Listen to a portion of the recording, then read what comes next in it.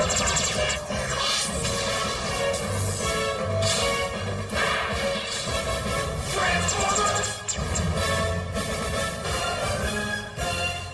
now, through the magic of the Cybernet Space Cube, the computer-enhanced podcast of the future, Transformers Slag Podcast.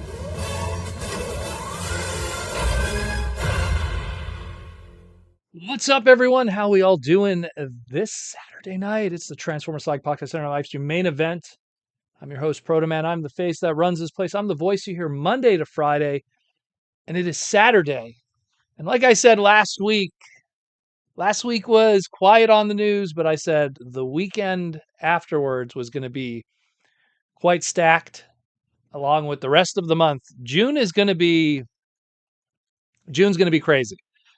So today we got a lot to cover, a lot to talk about.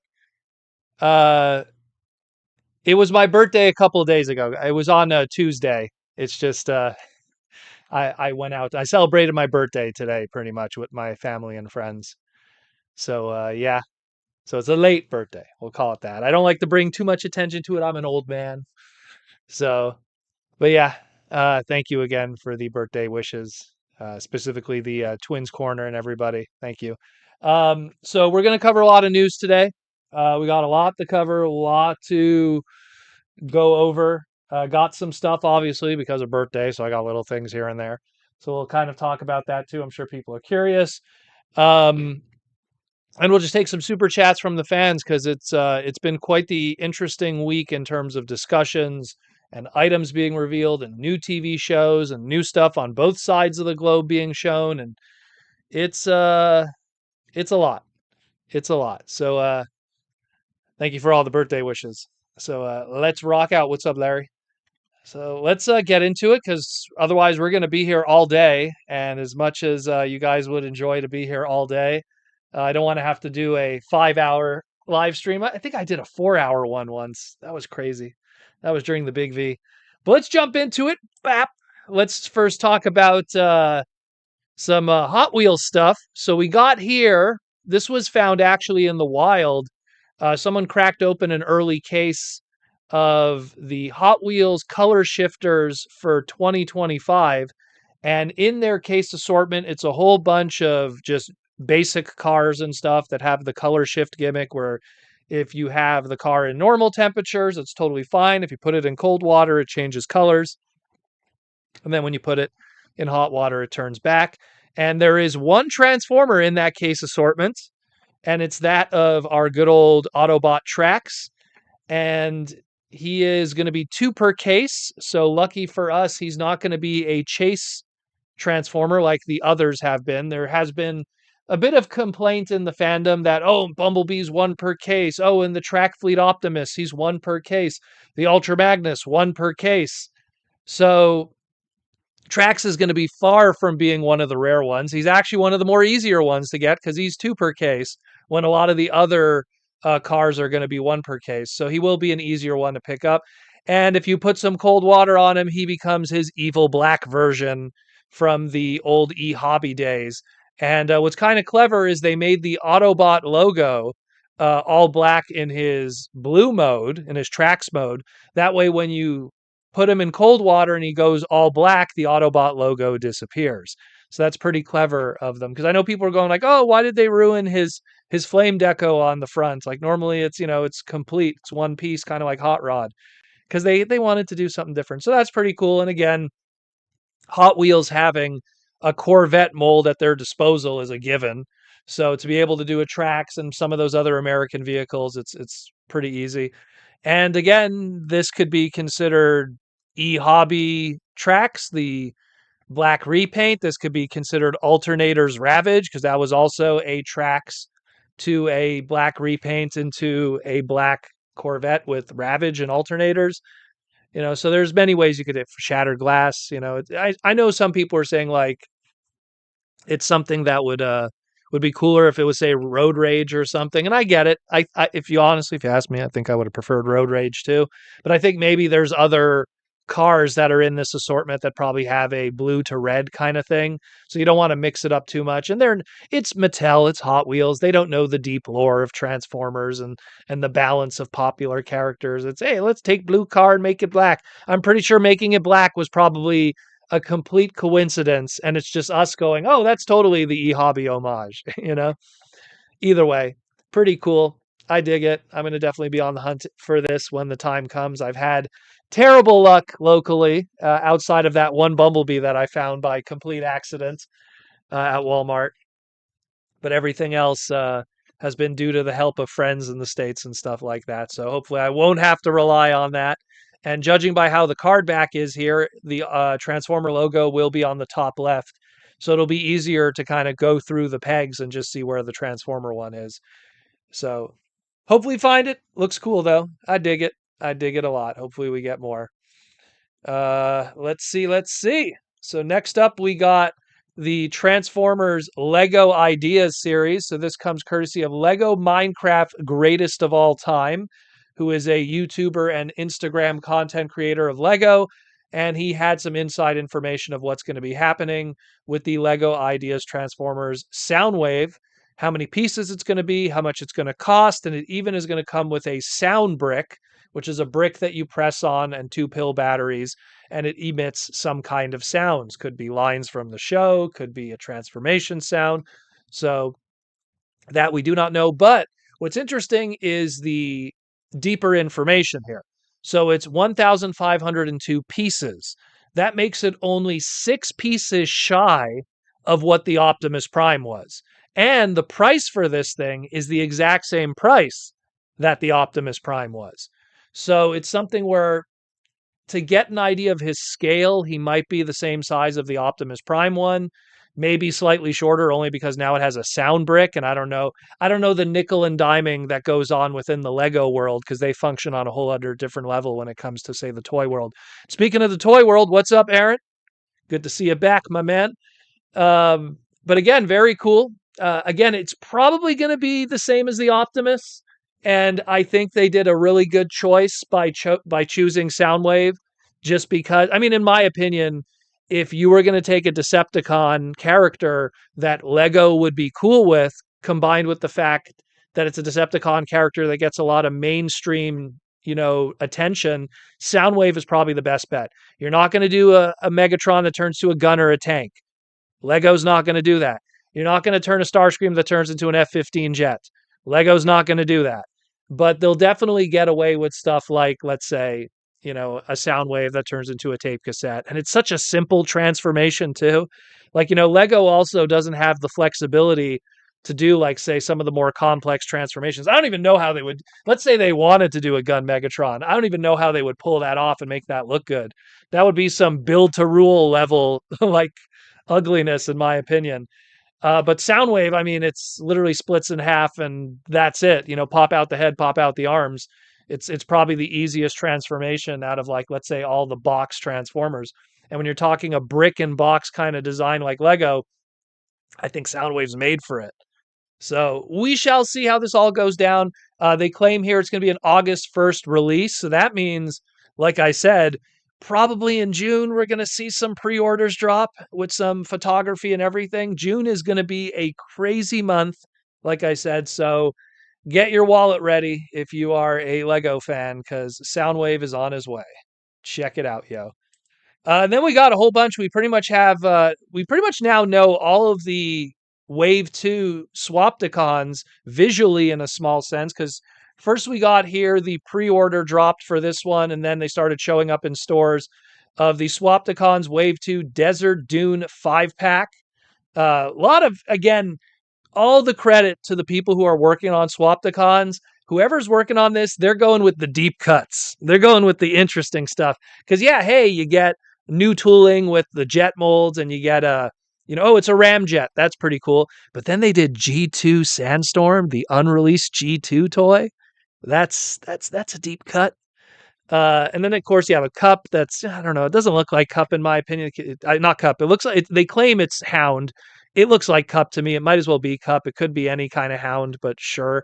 It's just a repaint of the Ultra Magnus half of the Optimus Prime Ultra Magnus 2-pack. The Optimus Prime is just a desert camo. I'm surprised they went with that. There's so many other truck-based Transformers they could have went with. I know Optimus Prime is just a safe bet for a 5-pack, and you want to put an Optimus Prime in it, but they could have done like a Hot Spot, or they could have done a different Optimus, maybe like a Fire Convoy or a Galaxy Convoy, or go with the deep cut and do a Grand Convoy Energon, or, they just went with a desert camo, which has never existed before. And then we get Scorponok. And Scorponok is a big deal because if you saw on my Twitter, if you got the 5-pack that came out in Wave 1 that came with Beast Wars Scorponok, you get the back half of a Scorpion. This one gives you the front half of a Scorpion. G1 Scorponok meets Beast Wars Scorponok. Together they make a Scorpion.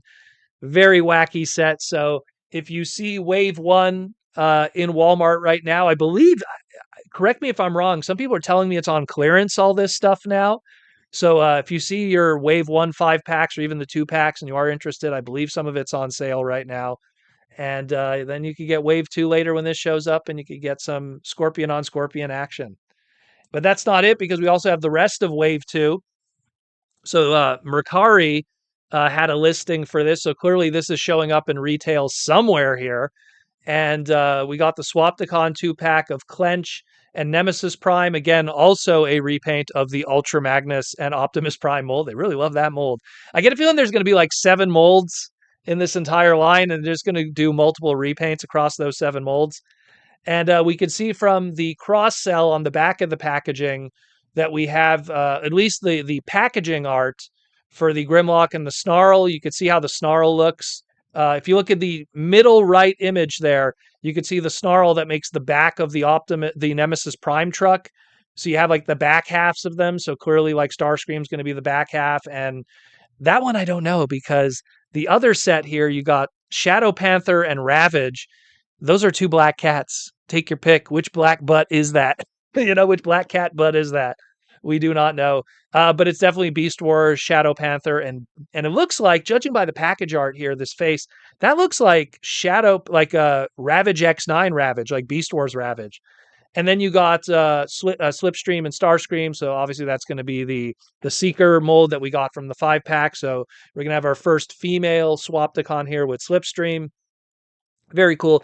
Ultimately, in the end, this is all just to keep trademarks alive. That's what's happening. I've said it before. Hasbro every so often does these little tiny lines on the side, whether it be robot here, like back. Let's go to the Aaron Archer era, whether it be Robot Heroes or Universe, or I'm just going to turn my head here. Tiny turbo changers in the modern era, RPMs, fast action battlers, anything that it's like, oh hey, we got to throw a trademark somewhere. You have the opportunity there. Tiny Titans was another one that they used to do that. They would put like obscure, oh, hey, remember that Insecticon that we haven't used in like a million years? Yeah, let's do that. Bomb Burst. Let's do this. Let's do Chop Shop. Let's do all these guys. And I feel like this is kind of the same thing, where it's just like, hey, some trademarks are coming up. Let's keep them alive. Let's keep them fresh. And that'll be that, It is what it is. So we'll see what's popping with that.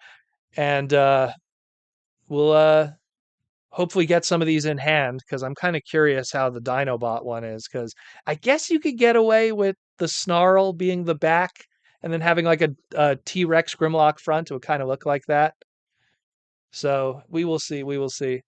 I'll check in the chat after, guys, unless it's a super chat that's really important, because I want to kind of get through the news before we do the super chats and stuff like that. Then we'll get into all that kind of stuff. Ashnut says here, Lego canceled the Osprey. Well, that's what I mean. The military connection when it comes to Lego is very strict.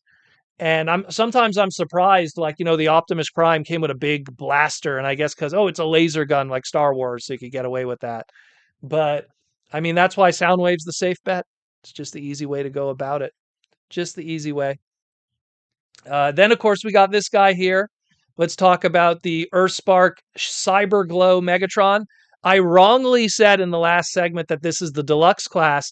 They actually decided instead to use the warrior class version for this, but are charging a deluxe class price point. So that's interesting.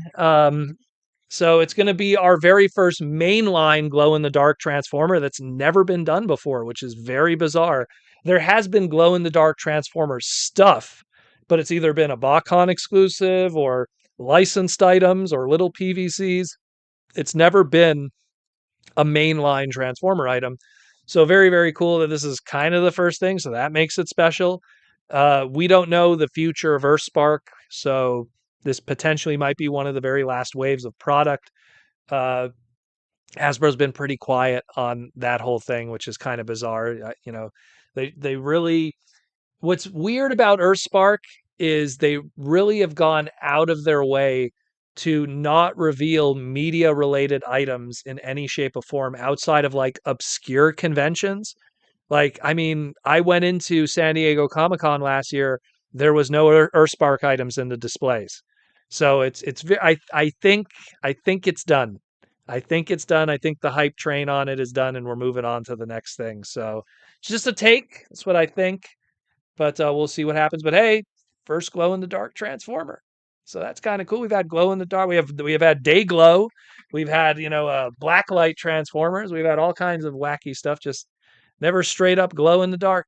So, and then we got some more Transformers Wild King. Here we got WKS03 Nemesis Prime and the ever weird named, I love these names though, the Lava Mutilator.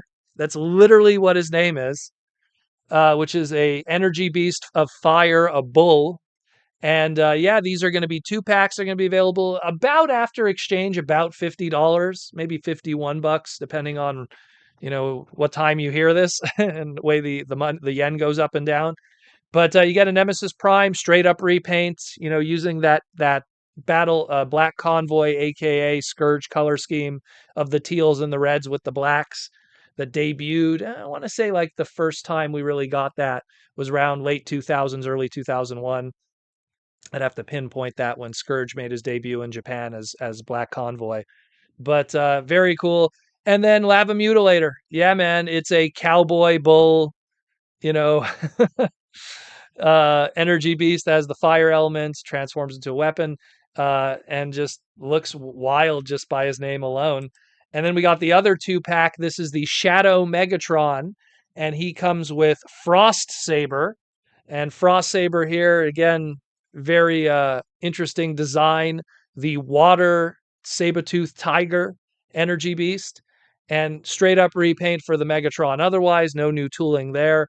And a very Wolverine-inspired kind of head sculpt on the Frost Saber, oddly enough. But this guy, we didn't even know he was coming. There was no teasers, no leaks online, no evidence, no McDonald's DVD promotions. That's how we found out about some of these other ones. So very, very cool. This guy straight out of nowhere. And both of those, I'm kind of curious because we've gotten 2 packs in the past of Energy Beasts with our big bulk Energy Master characters, but they also had individual releases. So will these two be exclusive to these 2 packs, or will they be sold separately later? Time will tell. And then the last one here is standalone Energy Beast. We got another cool name, Abyss Rain. He made a cameo last episode, episode 5. And yeah, he's the water Stegosaurus, and also looking pretty awesome. No weapon, though, it looks like on this one, unless the photography didn't show that it looks like the back plate of his Stegosaurus, hind or whatever, it could come off maybe and make a shield or something. Maybe it's just not in the photography, but it still looks pretty cool. He's obviously going to be part of the Dino tribe and the baddies and stuff and represent the water element up against Hydrophant. And yeah, looking very cool too. The next episode of Transformers Wild King will be debuting this Tuesday, 9 p.m. Eastern Standard Time on the Takara Tomy YouTube channel. So we'll probably learn more about Abyss Rain over here, as well as some of the other characters. So stay tuned for that. Go on the Takara Tomy YouTube channel and find out. And then, of course, we'll do a little report afterwards if any new characters or new teasers debut in that episode. And speaking of new shows and stuff, we also got the trailer drop for Transformers Cyberworld, a small little teaser trailer. And this was on the Transformers official YouTube channel. Go check that out, of course, over there with Hasbro Pulse and everything. And yeah, all we got is a little teaser. The press kit says that it's going to be 5-minute episodes. There's going to be 35 of them, and that it's going to be a whole bunch of Cybertronians landing on the cyber world, getting amnesia, not remembering who they are, and teaming up together against the big bads, and I guess in this case, Scorponok in this world. Is this a brand new continuity? Is this a continuing story from some previously existing continuity? Is it just having fun? Again, 5-minute segments across 35 episodes. Let's do Protoman math in the head here. 8 point something. If you like, let's say they were 20-minute episodes that were crunched into 5-minute segments. Because I felt like if you watch Cyberverse was like that. Cyberverse were 10-minute episodes, but they were very clearly like 21-minute episode shows that were just split in half for whatever reason. And like when you see like, if you like watch it back, you realize, yeah, these were like 2-part episodes that were just split up for whatever reason. So if they somehow do something similar, like 4 episodes, if you put them together, it feels like one episode. That gives us like 8.2 episodes, pretty much, of 20-minute stories. So we'll see how that rolls out. Looks like it's Optimus, Skybite, Alita 1, Starscream. Did I mention Megatron? Who else is there? Grimlock is there. Scorponok, so Bumblebee. So we'll see how this turns out. Again, my hot take on this is I hope it's good, but also part of me kind of feels like this is Hasbro kind of taking a knee to the new demographic and their attention span. And I wouldn't be surprised if they're looking at their analytics of, let's say, their look, the Transformers official YouTube channel has a ton of Transformer episodes on there. And we're talking 20-minute episodes ranging from Transformers Prime to RID to Earthspark to the 10-minute episodes to little 5-minute episode stuff. And I'm pretty sure they're looking at the analytics and going, who's watching? How long do they watch? When do they drop out?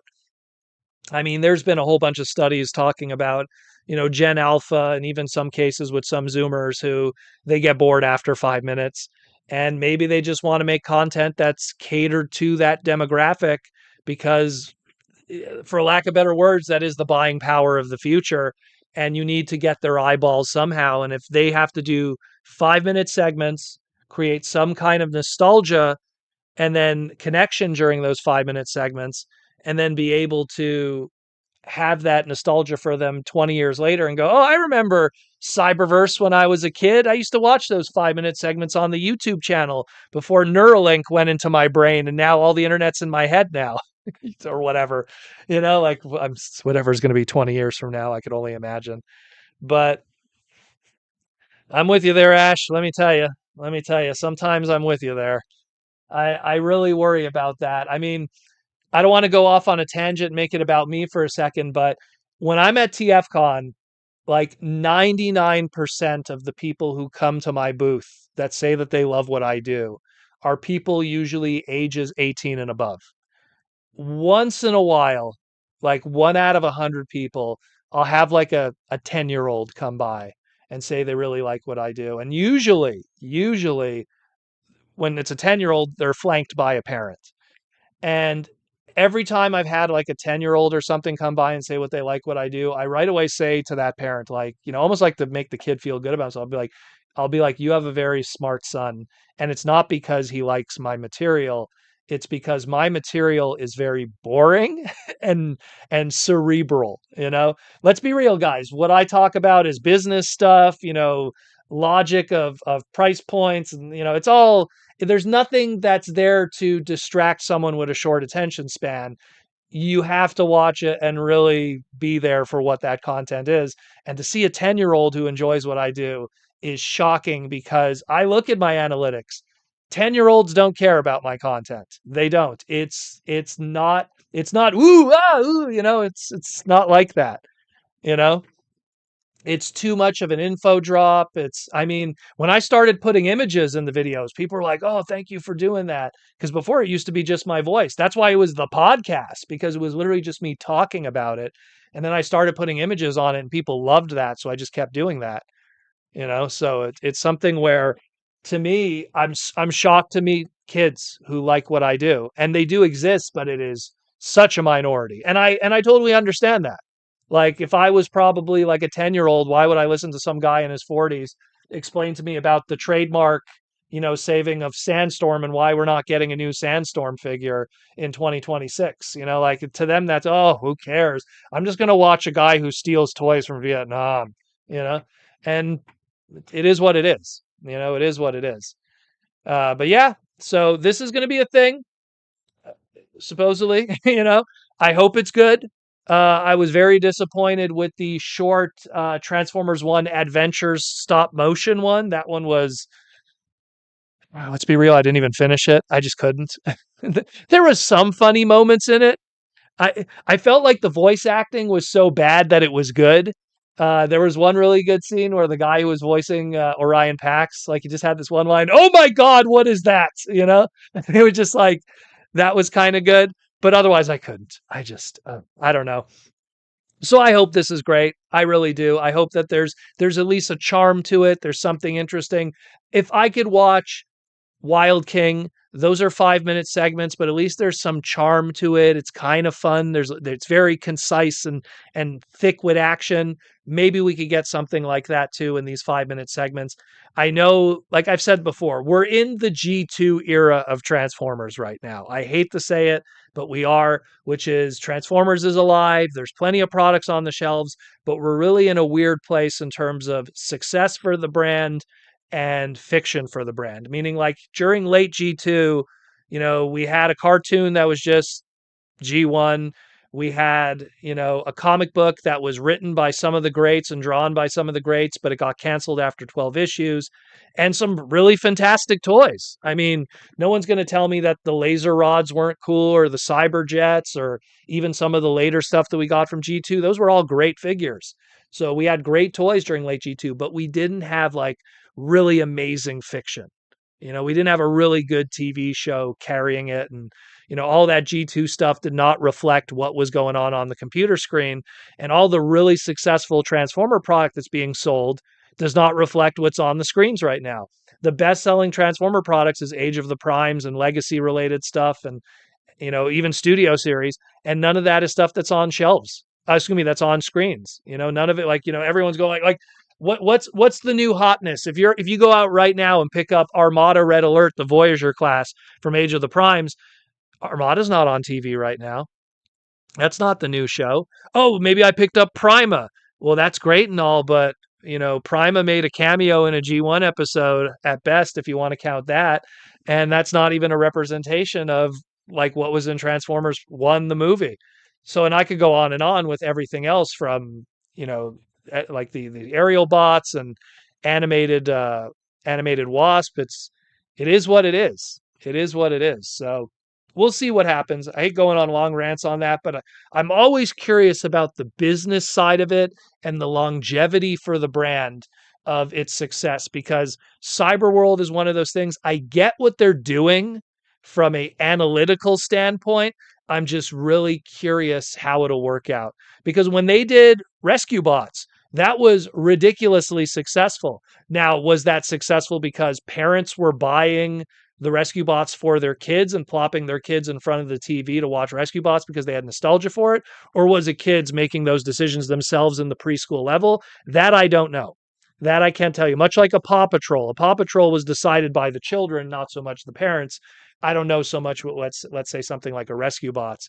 So, but the point is, I think they're kind of banking on this too, where it's like, hey, Generation Alpha, hey, Generation Zoomers, hey, do you have a short attention span but still like Transformers? Hey, we noticed that you upswipe on every, Instagram reel or YouTube video or whatever they're called, shorts or something, every like 8 seconds. Well, we got a Transformer show for you.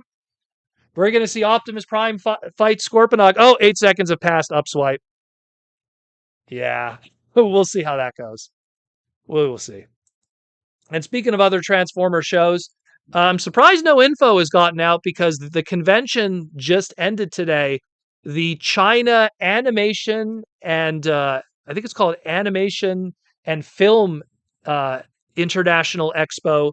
Their Saturday has concluded, and I believe their Sunday should be starting right about now. It's right now it's 9:30 a.m. in China, so it should be their Sunday, and they have a huge booth promoting the next Transformer series in China, My Neza Transformers. This was something that was in development limbo since 2019, primarily because of the big V and everything going on there. What's up, Mikey and Louie? Um, so it's something where now it's coming. Is it a TV series now? Is it going to be a movie instead? It was supposed to be originally the original pitch back in 2019, 52 episode original series as a spin-off of Transformers Cyberverse. That's what it was originally. Now it's something else, I guess. Maybe it's a movie. They had to adjust things. I'm just curious what happened to those molds of the toys that were developed. That some of them got leaked out, but most of them didn't. I saw one guy selling the Neza Bumblebee Transformer one there, the one that has the little Neza figure that goes inside the Bumblebee mold that transforms into Neza. Someone was selling that for like $190 at TFCon. I think it was TFCon LA. I saw it. Correct me if I'm wrong. And someone bought it for $190 because the belief is, up to this point, before this, a lot of people thought, oh, this is canceled. Those molds are canceled. It's going to be some kind of rare obscurity collectible for Transformers in the future. Still never got that 3-pack. There was a remote control car. There was a lot of other little things. So we will see. We will see. But again, it's day 2 starting right now in China. So maybe we'll get more info maybe on Monday from all the different news sources. And then we'll talk about it on the Transformer Slag podcast. So stay tuned for that. And speaking of the other side of the globe, want to give a shout out to good old Hiroyuki Taiga. He was the original designer character designer for Beast Wars Second, Beast Wars Neo, but more specifically today, not Beast Wars, Transformers Car Robots, aka Robots in Disguise, and he was the designer for the box for the Japanese version of the Haslab Omega Prime. This was an extra slip that was included for Japanese backers, which kind of sucks. Yo, man, well, why didn't we get that? Yo, what's I would have given up one piece of the Cybertron Road to get this instead. Nice big piece of cardboard. Looks really good. Beautiful Japanese art by Hiroyuki himself. I tweeted it out today, and even Hiroyuki saw it on Twitter and shared it, so that was pretty cool of him. So looking really good. You got Fire Convoy, you got God Magnus, you got Goto Fire Convoy, you got Blue Bolt there. Looking real good. Looking really good. This is his first time returning to like he after he finished Car Robots, Hiroyuki, he went on to do Gundam Seed, and he did that for years as a character designer. Then he did Fairy Tail, which is a very well-known anime, and he did that for like a decade. And then he did little Transformer stuff here and there. He did like a DVD box cover for Transformers 2010. He did another DVD box cover for Transformers Victory, and that was it. So this is like his grand return to anything Transformers in a while. And it's the last Transformer series he did in Car Robots. So very, very cool. I dig it. So I don't know. Maybe if I see a Japanese guy getting rid of their boxes, hey, if you don't have space in Japan, give Protoman a ring. I will gladly take that off your hands. And then we got some Takara stuff here too. This is where it gets heavy-handed. So first we got the Dramatic Capture series. We had a teaser here. Obviously, it's going to be the Siege Reflector, probably done in extreme color accurate, screen accurate coloring. And then we got the Earthrise Thundercracker, which I'm going to assume that it's the Earthrise 2-pack sculpting, not the Studio Series 86 Starscream done in the Thundercracker colors. I only realized afterwards, doing the editing for this. So if you look at, maybe I should zoom it in a little bit here because people want to. So how do you improve that Thundercracker, right? So this Thundercracker here, it's like, okay, what would you do in terms of coloring to make it better for this Dramatic Capture one? We're just going to expand this. So if you look how he looks there, yeah, maybe you could give it a different color of blue that's maybe a little softer to match the animation model. But you know what I noticed? Look at the stripes on his wings, right? Especially look at the robot mode. You have from left to right, you have red and then white for the stripes on his wings, right? You looking at that? Look at here on the animation. It's white and then red. So they're going to probably reverse the stripes. They'll give it a softer blue. They'll maybe like give it a more like orangey matte paint for the cockpit, and maybe they'll give him that little camera accessory that came with the Centurion drone. So we will see with that one. Again, I think the bigger takeaway from this more than anything else is that Thundercracker Skywarp 2-pack from Earthrise goes for like $210, you know? So it's something where if you could get this like 2-pack to get this, like, not 2-pack, this case would technically be a 4-pack, but if you could get these guys for like maybe under $100 and in very screen accurate kind of designing, I mean, that'd be fantastic. And then you wouldn't have to spend like $230 on eBay on the secondary market. So very, very cool. I dig it. Again, it's from More to Miciari, Part 1, Episode 1 of G1. It's an iconic scene. It's probably one of Thundercracker's only lines until like I think Episode 3, and then he gets like one line there. So it's Thundercracker's moment to shine, to see what Reflector could see. So very cool. I dig it. I'm a little tempted by it, even though I have the Earthrise one. Maybe I'll just sell my Earthrise 2-pack and cash in the money, and then just pick this one up instead. Because I don't mind sometimes just in this case I don't mind getting the best version of a Seeker and getting rid of the old one. It is what it is, especially if you could, people are willing to pay $200 for it. I'll take that. And then we got the Studio Series reveal here. So we got a little teaser of the Scavenger, the Mixmaster we already saw last week. We have the Transformers 1 Starscream, which again, I was comparing that in my individual segments side by side with, let's say, the blocky or the animation model. And it looks like they did a pretty good job. The only thing I'm kind of concerned, and I can't see it properly from this, but then again, it's probably just the silhouette, is how Starscream has like those little pieces on his shoulder, like I guess we'll call them the missile launchers or whatever. They're not as noticeable here, protrusive. So I don't know if that's there, but maybe it's just the image and how dark it is in the silhouette. So, but still looks really good. It looks like they nailed it out of the park, And of course, the Alita one, we've already seen that September last year at the Hasbro PulseCon. So that one's not a big surprise. So you got all of these guys here, and that's it. They didn't show anything else. Nothing else was shown outside of these Studio Series guys. They didn't talk about anything else. No other big reveals. Nothing. These were the only stuff that they showed. That's it. That's it. That's it.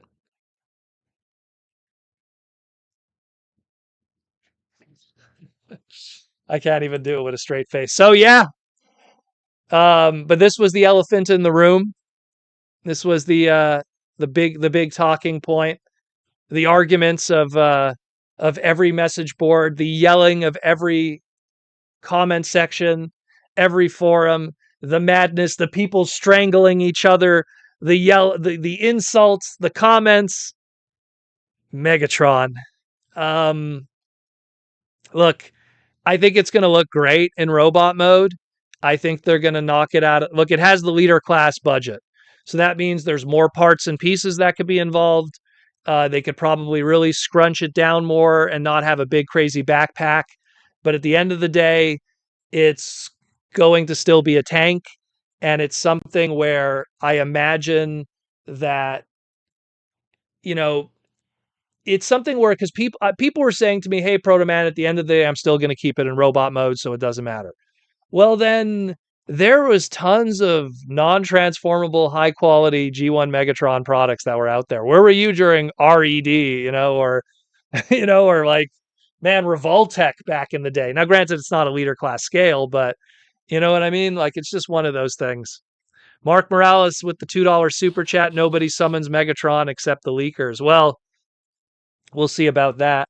But it's something where, to me, I think it's going to have a great looking robot mode. They're going to knock it out of the park. It's going to look like the Fleero Deary animation model. But deep down, it's not going to turn into a gun, nor can it turn into a gun. It can't. Again, go check out my segment. I called it The Red Tape of G1 Megatron, where I talk about the entire history of the Walter P-38, the licensing behind it, the gun laws in America and Canada and in the UK and in Japan, and how all of them are very vastly different.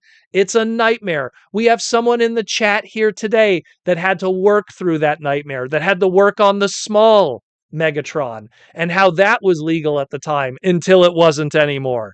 And now he can't even do that anymore. And he still had to put an orange tip on it, you know? So it's going to be a nutty one. I think it's going to have a great looking robot mode. It's going to have a very sleek and probably more, I guess, muted tank mode to pull off such a nice robot mode like this. They probably learned from already stuff like, let's say, the Bumblebee movie leader class Megatron that we got, or some of the other leader classes that are large that also have some kind of tank kind of look to them. So I'm sure the engineering has been learned in designs. Not to mention, I mean, the masterpieces. We had 2 masterpiece Megatron G1s. So I'm sure some of that engineering elements have also bled into this.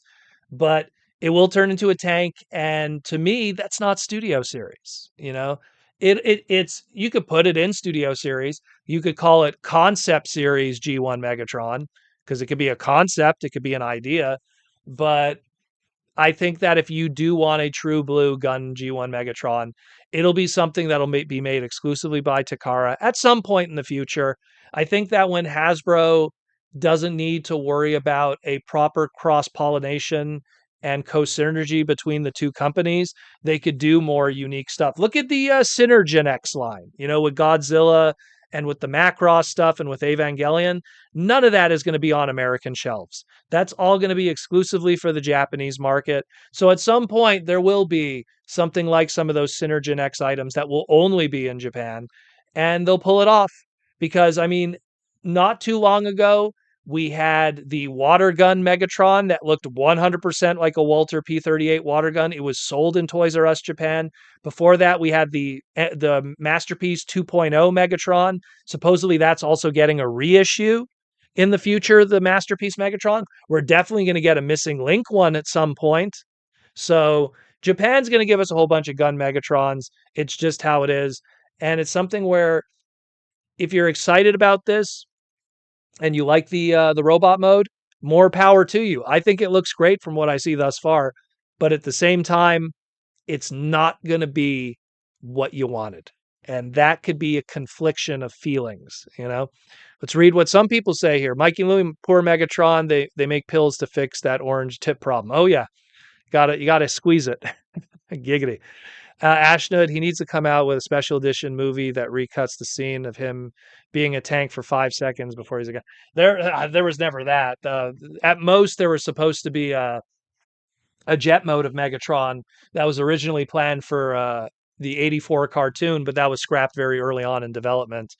Horned Owl, the only gun Megatron you have is the world's smallest. It's a really fun figure. It's a really fun figure, that one, but between me, Horned Owl, how well does that thing stand up on its own? Because I have it in my display, and I have to have him like lean on Jazz or something to stand up, because I think he's a little fidgety, that one.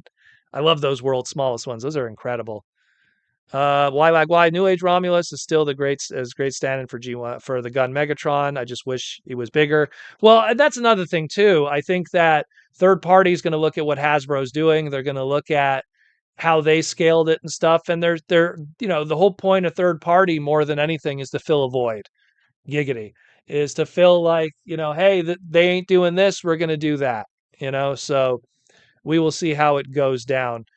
Ashna, they are so willing to make him a gun. They rather make Prime into a Nerf gun before him. Well, that's different. It's a very radically different kind of thing. It's a different kind of price point.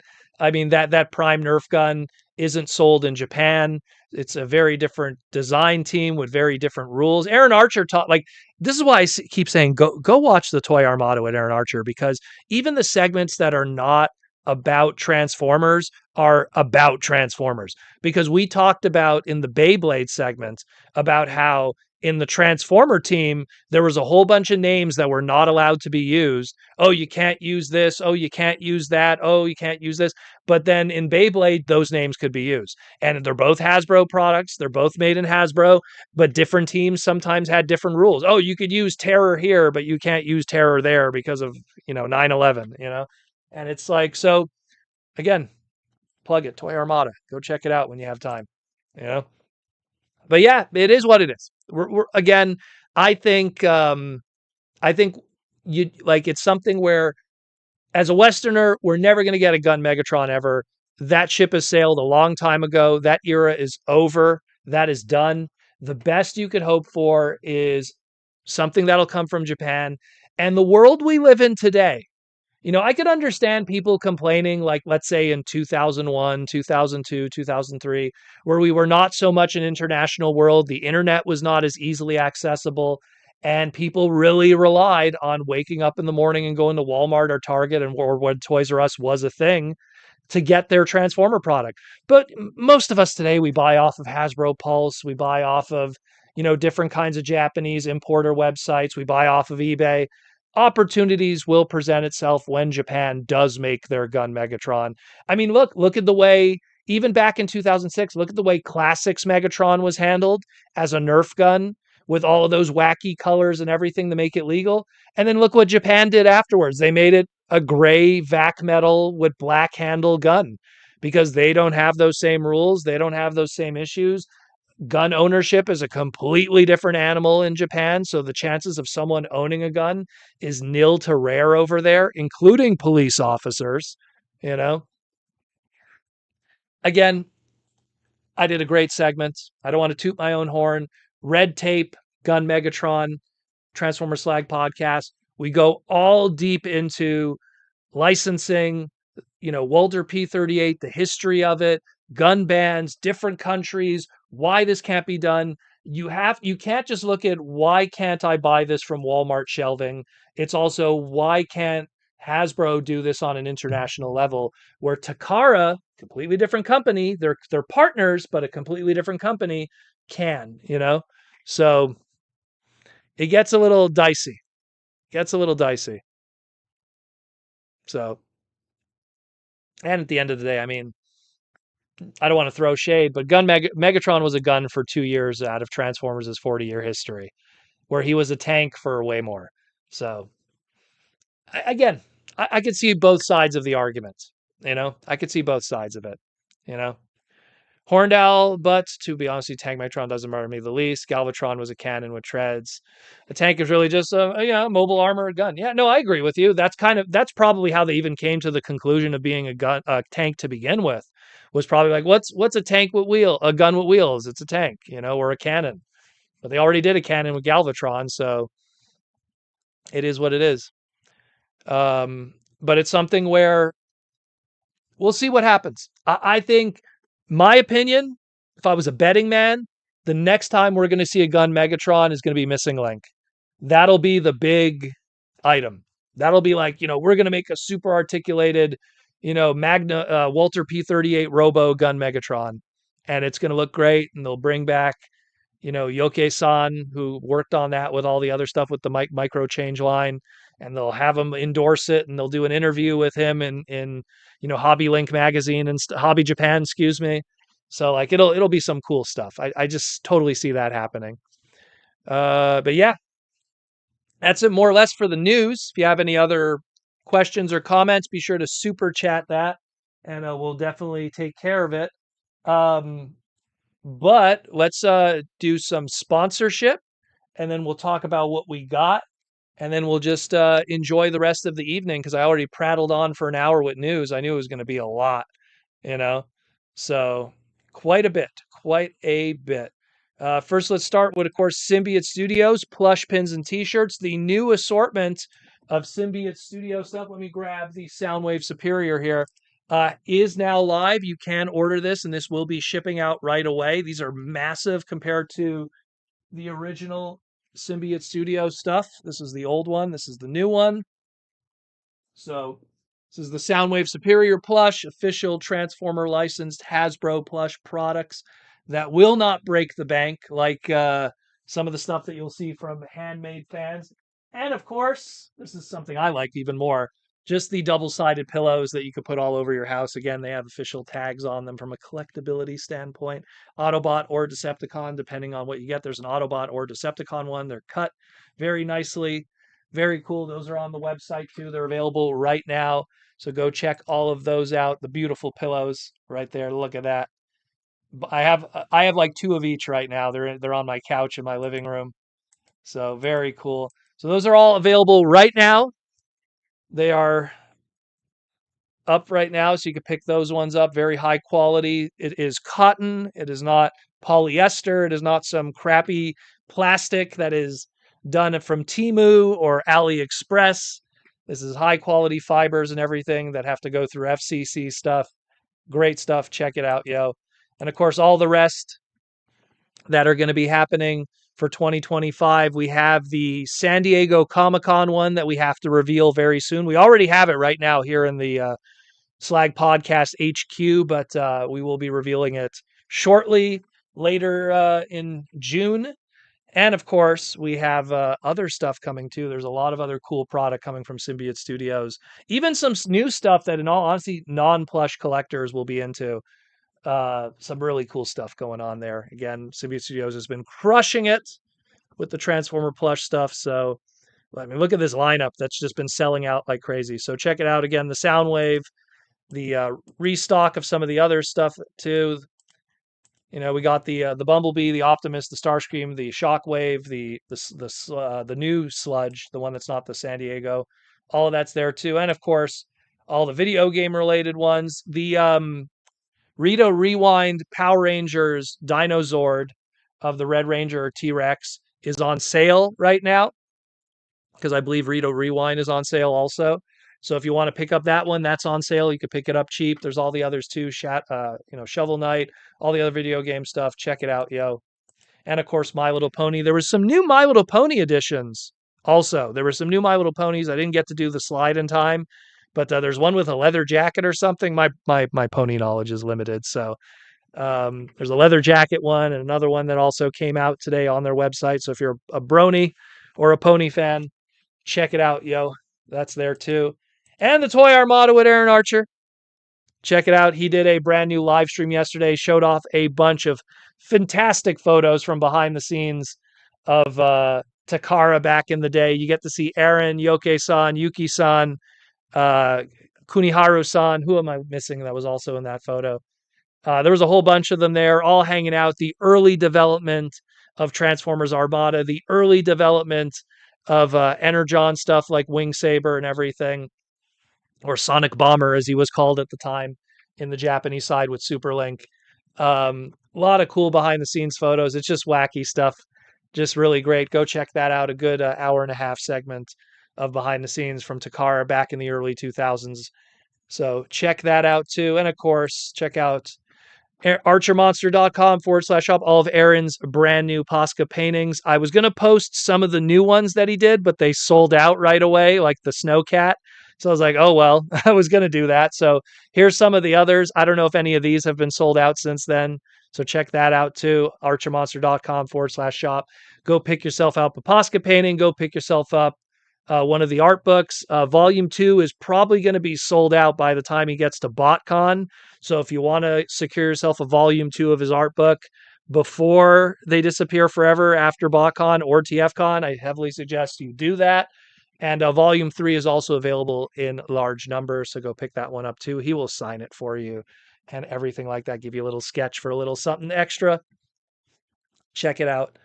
Check it out, yo. Again, archermonster.com/shop. And of course, we got binstudios.iwarp.com. We're going to be talking Haslab today, of course, too. But if you got a Haslab Unicron and you only bought one, and you don't want to have to spend thousands of dollars to get a second one so you could have both modes on display at the same time, because it's hard to decide, they have a awesome little upgrade kit for you that you could buy at binstudios.iwarp.com. You could get the wing set, you could get the ring set, you could get the stabilizer set, and you'll be able to have both modes on display at the same time. Mikey and Louie and Bin Studios have a little video, so you could also learn how to assemble it and install it and everything. check that out, bintstudios.iwarp.com. And that's it, more or less. The other thing is we're going to be going into June. Is it tomorrow? I don't even know my dates in my calendar anymore. It's tomorrow. So tomorrow is June, and June is going to be Mega Man month. And more specifically, the book that I am working on, that it will be hitting June 2025. Specifically, the date that we're aiming for is New Comic Book Day, Wednesday, June 18th. Mega Man X Timelines #1, written by me, and amazing art by Edwin Huang, and of course, beautiful coloring by Joshua Perez of Transformers fame. We are super hyped about that. More little teasers and stuff we'll give you guys in the future. I will say this much. This book has sold out in pre-orders. So once again, I want to thank everyone who did pre-order. We did a second printing that is going to be coming out soon of 4 more different covers because the first pre-order sold out. And that one will be hitting very soon. So go to your local comic book store and ask to pre-order Mega Man Timelines, and they will give you the second choices of covers soon. That isn't public yet. I'm just going to let you guys know. Because we have the 4 covers here. We have the blank cover, which is for like sketches or signatures if you want to get that too. But now we're going to do 4 more covers and a web exclusive and a whole bunch of other stuff. It's going to be wild, so stay tuned for that. The book has been selling absolutely insanely well. Again, thank you to all the support of the fans and stuff. We have way more planned in the future. And again, I don't know if you guys bought it because you like what I do, if you like Mega Man, but let's just say Capcom is very, very happy. So yeah, we're going to be seeing a lot more of this in the near future. My goal, I don't want to make the promise because I have to see how much I could get, but my goal is I'm going to try to get a small inventory of these for TFCon Toronto for people that aren't near a local comic book store and can't buy online or whatever. I'll see what I could do. I don't want to make promises because I don't know how many I could get in time. I know by Otakuthon in Montreal in August, I'll definitely have everything by then. But I'll see what I could pull off in time for TFCon in early July because it's going to be cutting it close. So we'll see.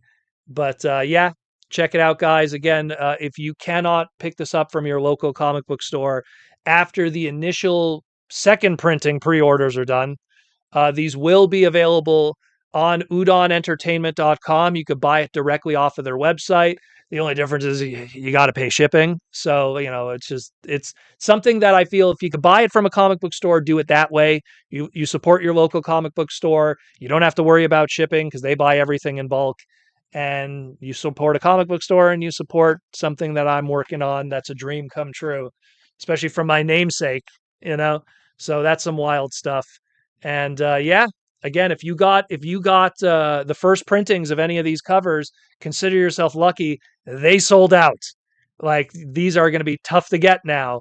So keep in mind, it'll be tough to get, but I'm going to still try to get a couple of copies. So we'll see. We'll see what happens. But I mean, they're sold out at least from the retailer side of things. I am so surprised how well this did. Again, June 18th is the official launch date for the time being. That's what we're hoping for. That everything rolls out from the printers in time. But yeah, man, great stuff. Thanks again to the fans, and we'll definitely have more teasers and information in the near future of the super fighting robot outside of the transforming robots. So yeah, that's it, more or less. Got the sponsorship down. We got the news down.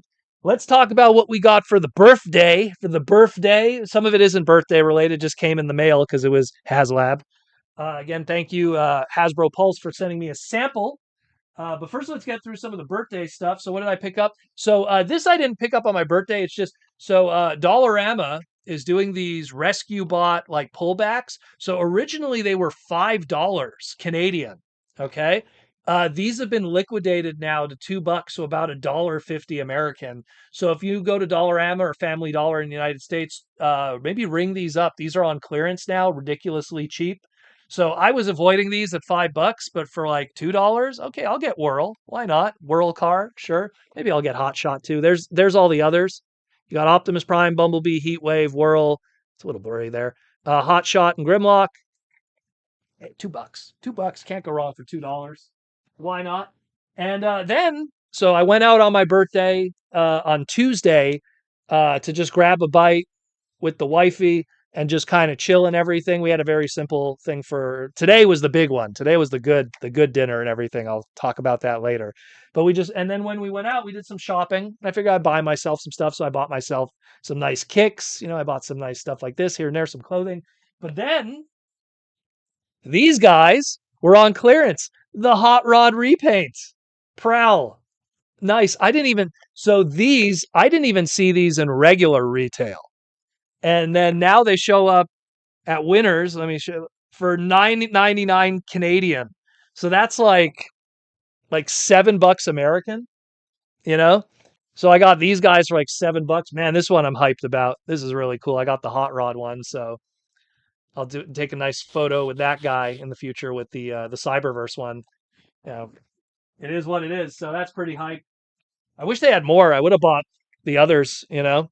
But so if you're near a Winners, again, if you're part of the Transformer Slag podcast Patreon, it then gives you access to the Discord, and we have a whole section that's dedicated to sales and everything. Like, if there's any sales or deals and everything, we have the Target Master and a whole bunch of Cringe McCringles in the chat here.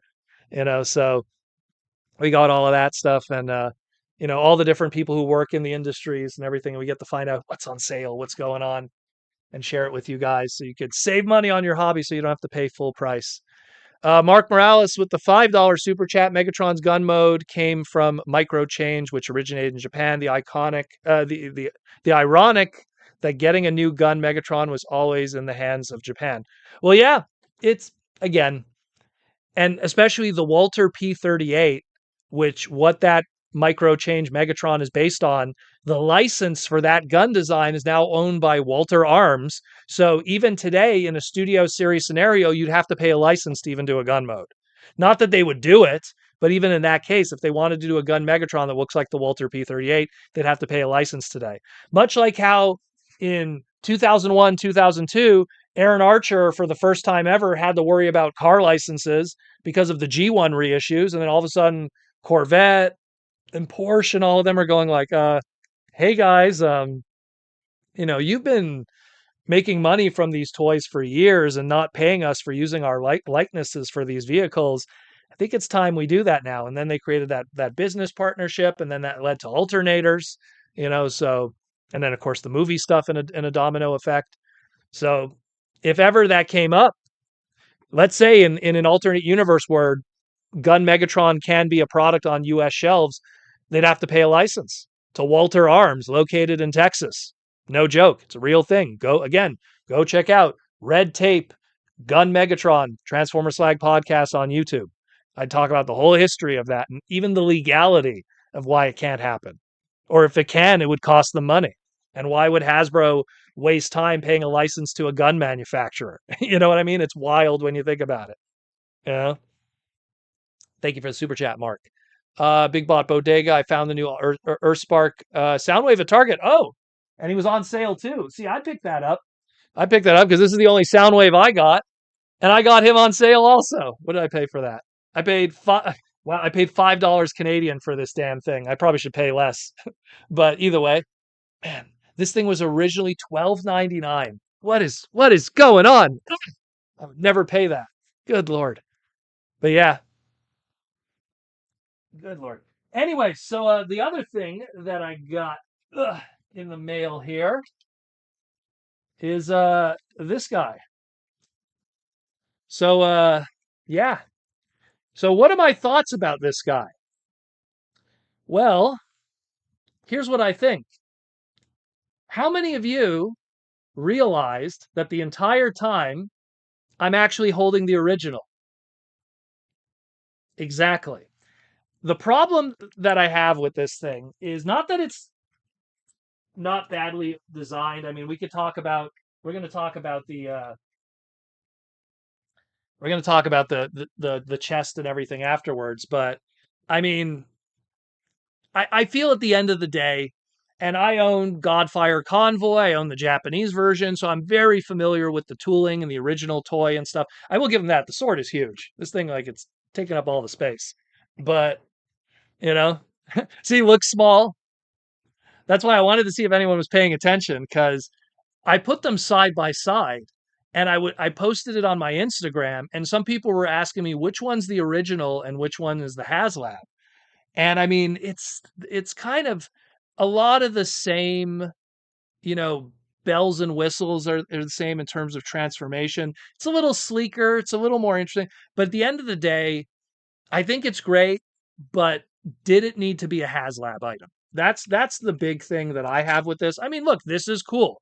This would have not been in retail. This would have not been a retail. If this was a Titan class, they would have gotten away with this. Which, I mean, let's be honest, the way Titan classes are going today, this might have been a Titan class product. But and it's cool. But at the end of the day, I feel this could have been a retail product. This didn't have to be HasLab. And I'm putting aside all the drama. We'll get into the drama and what's going on here in a moment, because I have my own way of how I fixed it. And I'll let you guys know in a moment, because I kind of was messing with this. No joke. I wish I could show you off screen. I took it like, so this guy right here, right now, is holding together with, how many screws did I take out? One, two, three, four, five. This guy is holding together right now with 10 screws missing. My trick with this guy, and you could probably see it a little bit. So you might be able to see there's a gap. There we go. Let me get a pen. One sec. Where's my pen? We're professional here. So let me try to get it in camera shot. Put the arm all the way up. There we go. So see right here, there's a gap, right? So what I did in order to not I am not a fan of physically modifying my transformers, shaving them down, scraping them down, breaking them. I was not going to open him up and shave down the pieces and put it back together. So I was like, I'm going to figure out a different way to do this. So what I did is I opened him up. I put very strong paper towel tissue paper, like really strong ones, like almost like ones that are probably not even good for wiping your butt, inside him. And then I took out the screws for that lower region and didn't put them back in. And I realized when you do that and there's no more pressure, yeah, it leaves this gap open here, but now it opens and closes perfectly fine because there's no stress. And I was lucky. People saw on my Twitter, mine didn't have any issues on the outside. When I opened it up and looked on the inside, it looked like already there was a little bit of friction going on. So I got lucky, but I also don't want to have to modify it and mess with it. So I figured I'd try to find an alternative. And my alternative is you don't have to put all the screws back. He can transform perfectly fine and not damage the figure. And you just have to just not put the screws back in, pretty much. Take them apart and figure it all out. Don't wipe off Omega Prime's butt is the key takeaway. Yeah, pretty much. I mean, I think it still looks great. I think it's cool. I like the chrome here. The chrome looks really gorgeous. Um, I like the way that they did the transformation for the feet. That was different too and stuff.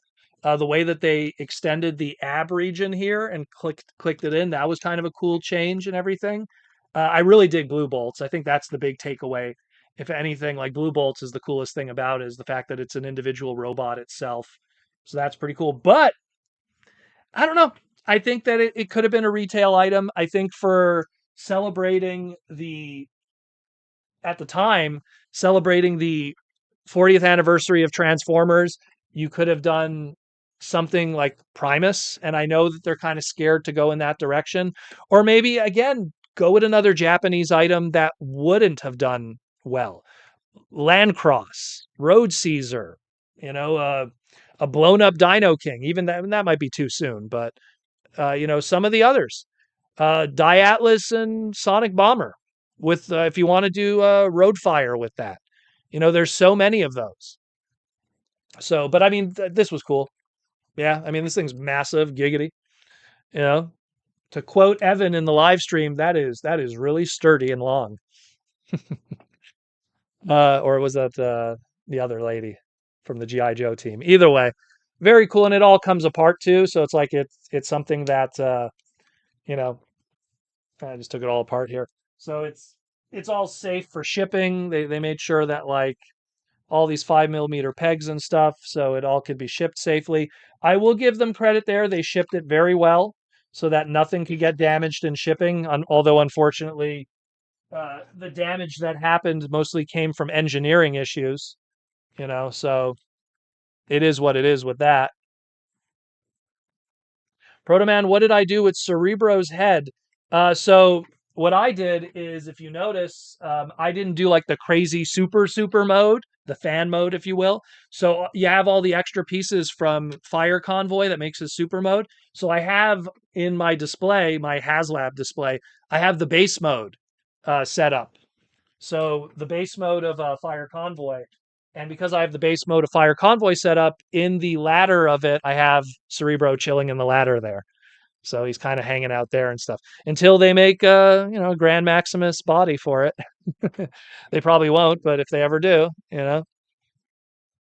not Grand Maximus, Brave Maximus, excuse me, Brave Maximus. So if they ever do a Brave Maximus body, which they probably never will, but it's a little something something. I would have preferred Ichon. That would have been cool, but it is what it is. It is what it is. Uh, Big Bot Bodega. I put mine in one that came with the Titan Fort Max. Yeah, I could have done that too. I'm surprised I didn't do that photo with the Titan Fort Max. Probably should have done something with that, but still very cool. Again, like the way I do my displays, I'm very anal with that. So like all the Haslabs are together.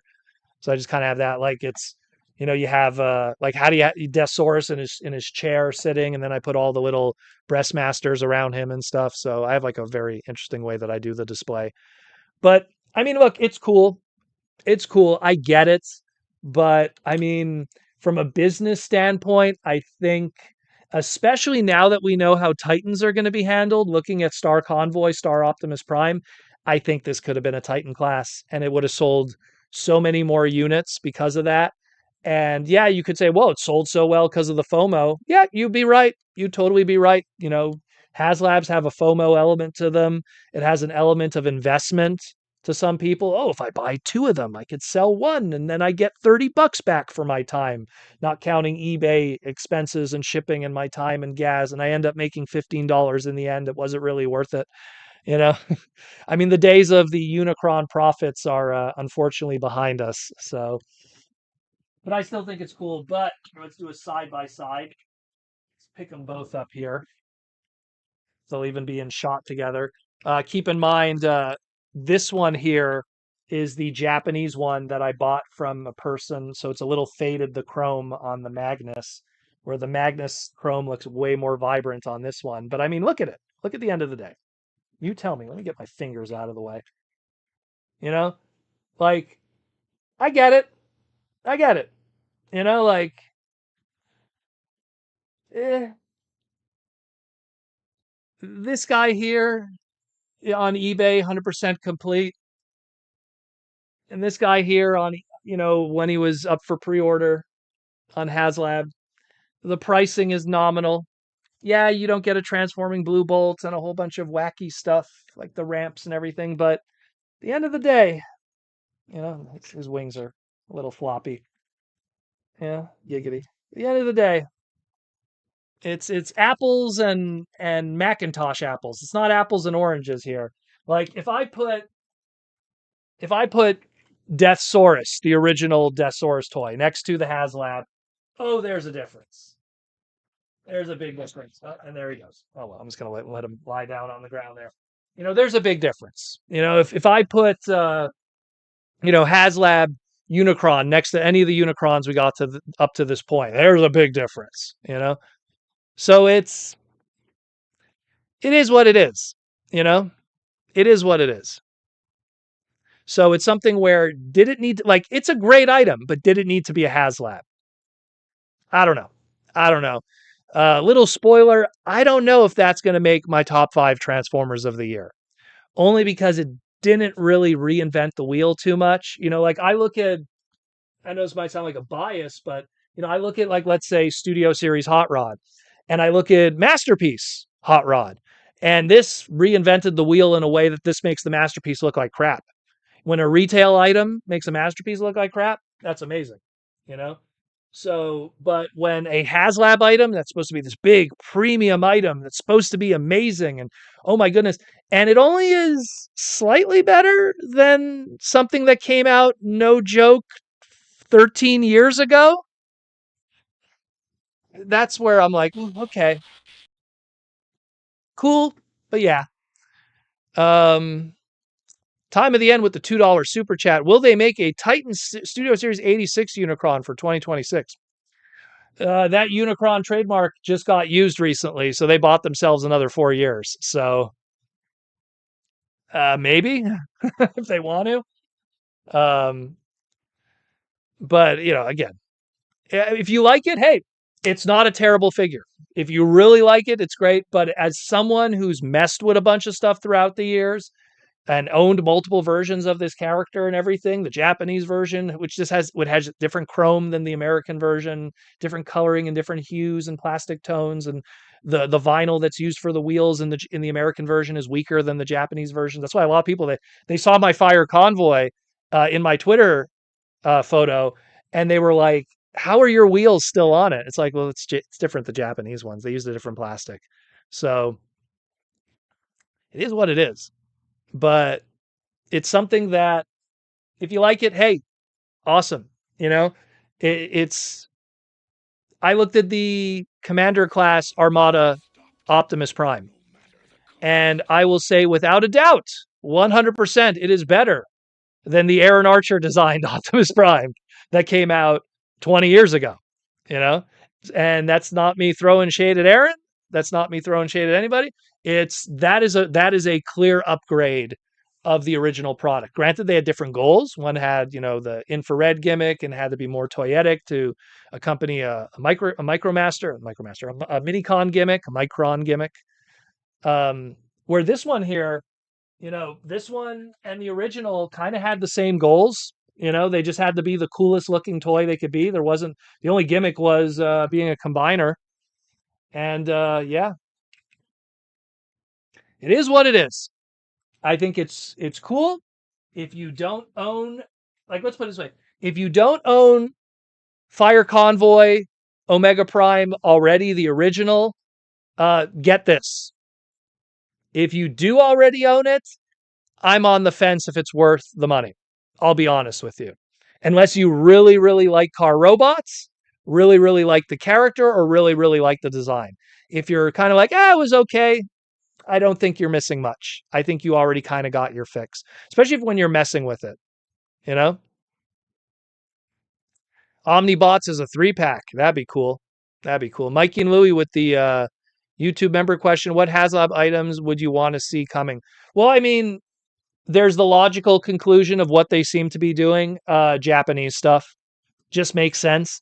They're not going to register a Landcross trademark to do a retail Landcross item. So it's just so much easier to do a Haslab and then just do Landcross and you'll get those guys.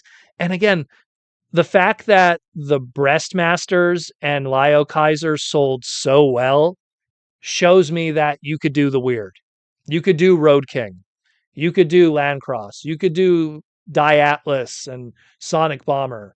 You could do a Volinger, triple combiner, bug combiner, Souls of the Decepticons, main villain of the Destrons, god of the Destrons from Transformers Zone. Super deep cuts. Like, you could get away with that because the only line that has been successful outside of G.I. Joe with Haslab, with none of them failing, has been Transformers. Granted, Unicron got pretty close. Still stand with that one. But that one I feel... But, I mean, Star Wars had failures. Marvel had failures. Where Transformers, it looks like they show up. Hey, we're doing this. They show up. So, we will see. Big Bot Bodega, I have a few hot rods, but don't own a Rodimus Prime. I need it. I would wait, Big Bot. I think we'll get a good Haslab one in the future, and then you won't have to get the Kingdom one. Why could there ever be a Haslab Bay movie product? Yeah, of course there could be. Of course there could be. if they feel that the market is there for it, like, oh, we want to do a 1-to-1 scale, like crazy, Unicron or something. Like we'll do a Rise of the Beast Unicron or something, like some crazy thing where it doesn't have to be like too crazy big, like what the Haslab Unicron was itself. They could do something that more Titan scale, and then it could come like the little extras, the little backer figures could be little Scourge and little, Terracons and stuff like that. That could give it a scale, you know, almost like a world's smallest scale. They could get away with. They could have fun. Oh, that Cookie Monster that ruined all their plans. They don't even on the website. They don't even act like the Cookie Monster existed. That's what's so hilarious with that one. Ashnud still can't believe they fumbled Ghost Rider so bad. Well, again, if you're going to do a Ghost Rider, go with a Ghost Rider that even non Ghost Rider fans know. Whenever you do Marvel products, it seems that the Marvel products they would always do are the more safer bets, and it's just when you do something that's really just the comic books, only guys like me might know it. Where if that Ghost Rider was in the movies, okay, sure. Hey, and it didn't help that Todd McFarlane kind of called them out a little bit too. Todd McFarlane was like, "Hey, I could do this vehicle here, and it comes with this and that and that, and I'm selling it for $50." So it's just like, oh, okay, well, that didn't help either. So there's a lot of people within the toy community, specifically the 6-inch scale action figure community, that were really hyper focused on that Ghost Rider, and it is what it is. You know, Dark of the Moon playset would be cool. I love the original Arc playset. That thing was awesome. Fun fact: I was the first guy to review that on the internet. I think that review has like 200,000 views, maybe even more. Remember I reviewed that years ago on my old channel. But that was a fun little set. They could come with that little rover guy again, roller. Yeah, you could have fun with that. There's a lot of ideas that could exist. I feel, but to me, let it be something that rationally would not work for retail. Like, let it be something that Walmart would just go like, do we have to carry that? Because you look at Unicron. Unicron's a Walmart going, we don't got space for that. We stopped selling washing machines a long time ago. Why would we carry Unicron?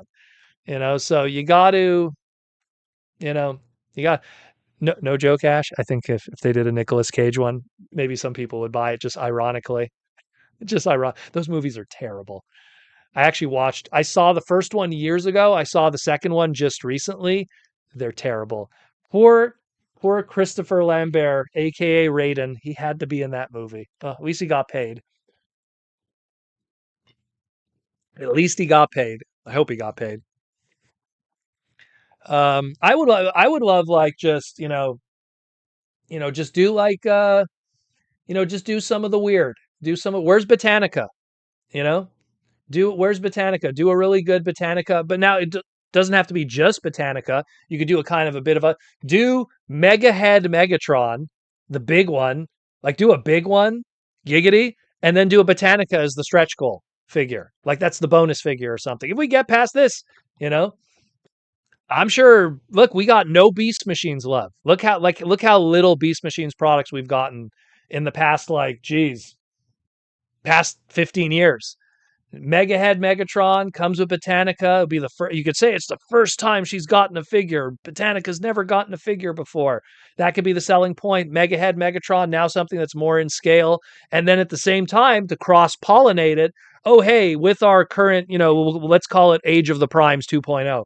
With our current Age of the Primes 2.0, we're putting out Jetstorm, we're putting out Night Scream, we're putting out Cheetor. Hey, we just did that small Cheetor. So now that small Cheetor, it scales with our big Mega Head playset.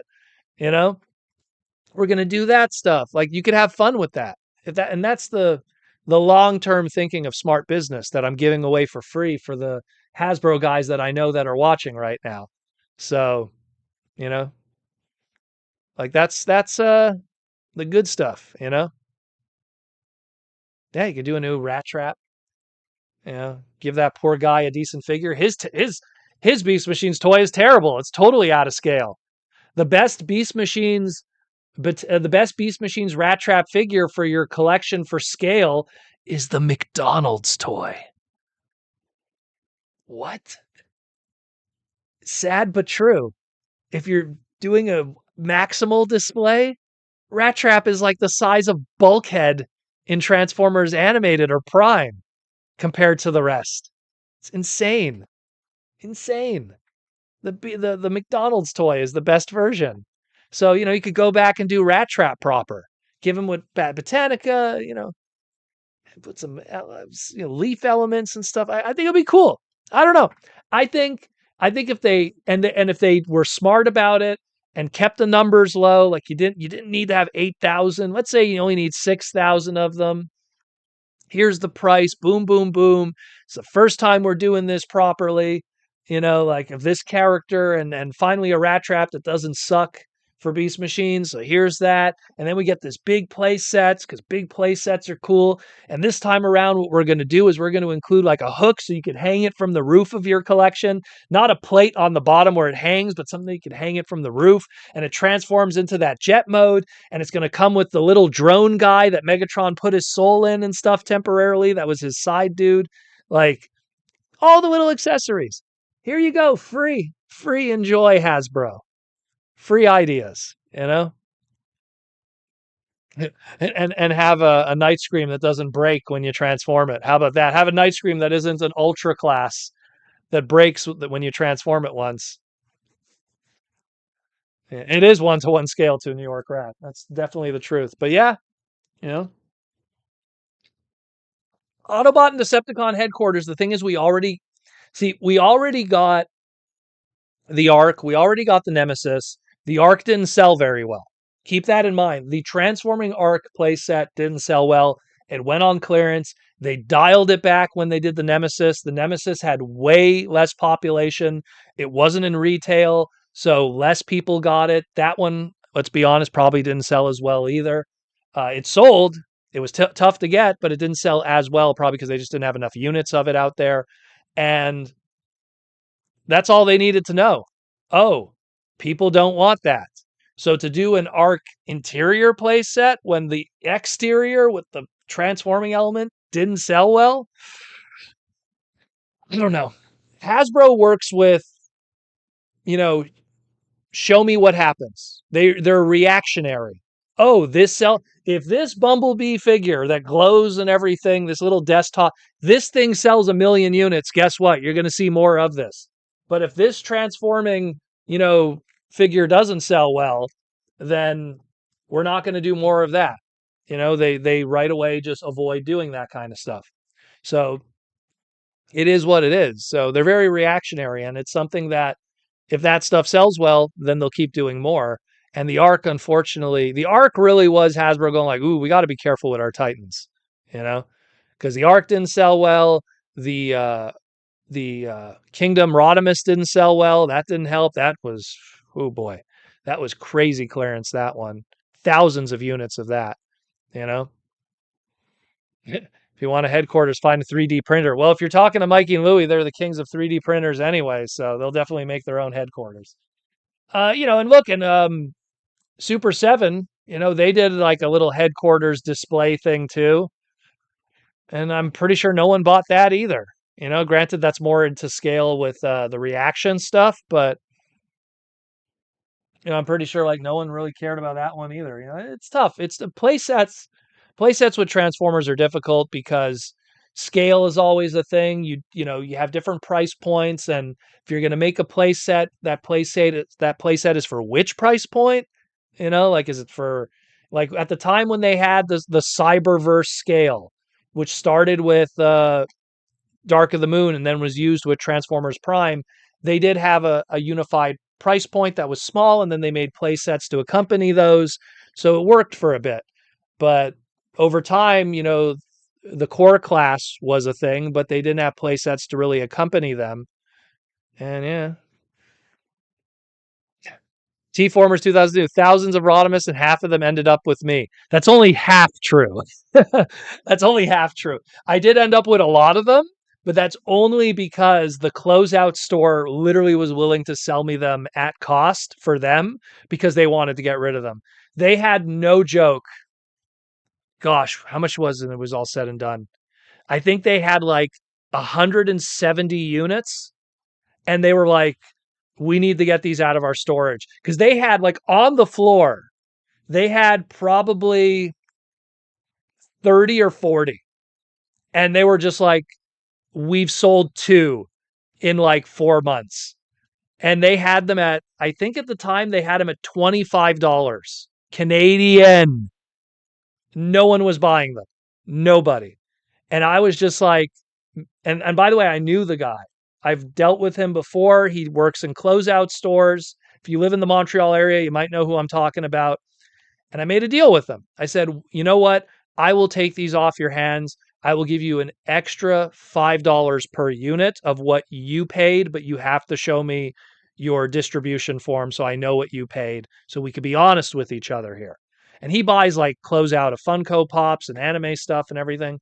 And I bought a butt ton of them. And then I turned around and sold them through the hobby and other people and collectors and toy conventions, stuff like that, rather quickly. Did I sell it for a lot of money? No. I bought them for an undisclosed amount of money that he paid, only $5 more. And you can imagine what that was. And then I sold them for $50. So, and when you think about, oh God, I never sat down and crunched the numbers, but it was a lot of money made, you know? But it's not like I sold it right away. It took a while, but no one wanted that mold for the longest time. Now people, again, hindsight being 2020, now people are like, oh, I want that mold. Oh, I'd kill for it today. Yeah, well, people say that about Minerva 35 years later, you know? But no one was buying Minerva back in 1988, you know? So it's always like that, unfortunately. And I like how people accuse, oh, you're a scalper, Protoman. I was buying dead stock from a closeout store that was sitting on it for 2 months, that was desperate to get rid of it. 30 on the floor, another 100 and like 120 or 130 or 110 in the back room, sitting in cases. And this guy was crying with it. He just could, like, he bought Transformers and regretted it. He never bought Transformers. I think the last time he bought Transformers, God, what was the last thing he bought of Transformers? And then he regretted that too. No, he bought Cobra Island stuff. The motorcycle with the Baroness. He ended up with clearance of that for whatever reason, and he regretted buying those. He was trying to get rid of those.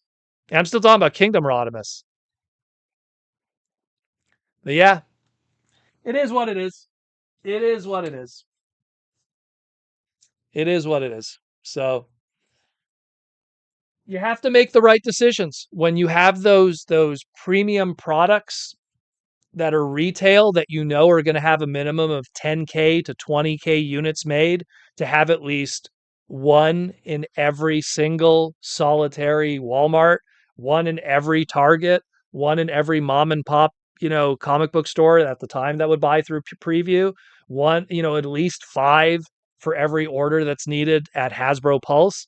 You're talking easily 20K, 30K. It's got to be a good idea. It's got to be something that makes sense. It's not like a Haslab where there's FOMO. Well, if you don't buy it, well, then look what's going to happen. Oh my God, then you're not going to be able to buy it anymore.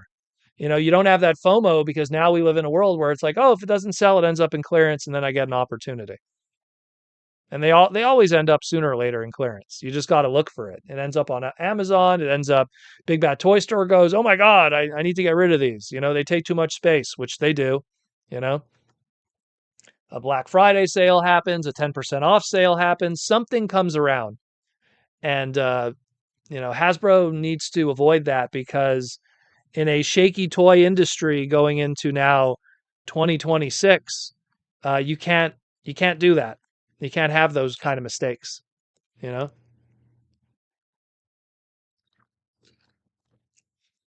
I didn't buy them all. I bought most of them. I did leave some behind. I think there was like an extra 20 units I left behind, but I guarantee after I bought all of them, and if I didn't go back for a couple of months after that, I guarantee if I went back, he probably would have still he would have still had them.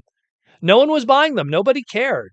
Like Rodimus, my goodness, there was I don't understand why Hasbro overproduced him so much. I guess they were really banking on the fact that this was the first time we were getting a true trailer Rodimus figure in years, because outside of like what we had, the titanium and then reissues from the commemorative series. Am I forgetting something? Well, obviously the masterpiece, but that doesn't count as Takara side of things, because when they did the Rodimus masterpiece in America, they got rid of the trailer. Yeah, you know? So I guess they thought it was going to be a big deal, you know? They thought it was going to be a big deal. But we'll see. We will see what they do. If they do an 86 version. I think Evan said, "Oh, if we do an 86 version, it'll just be a repaint retool of the Commander." I hope that's not true. Um, I hope they do something similar to the Don Figueroa one over here, where you could implicate. You don't need the trailer to be a playset. That was never in the show ever. Every single animation model, when you watch Rodimus transform, 90% of the time, mostly due to ACOM Studios and how their animation was done, the trailer merges with the back of his legs. And Don Figueroa's engineering and design of that titanium showed that it could be done. The Ox, I'm pointing over there, even though you guys can't see it, the Ox Studios third party, uh, what was it called? I forget the name of it. What was the name of that third party one? I don't know the third party one, but the Ox Studios Rodimus, what was it called? Studio? What did they call it? What was the name of that stupid thing? It looked great though. One of the best Rodimus toys ever made. But same thing. He figured out a way to make the trailer become part of the robot mode, and it looks amazing. So if two different guys, one from a third party standpoint, tons of budget, able to pull it off, one from the Titaniums, Micro Machines, DX9 carry. Thank you, T Formers. One from the Micro Machines limitations of Galoob and that price point with the diecast was able to pull it off. They could pull off something, because then that would be Studio Series. And because now it merges with the legs, you don't have to have a big, chunky playset that takes space in the box that really, at the end of the day, doesn't do anything, you know? And that's me, who loves Hot Rod and Rodimus, but what does that trailer do?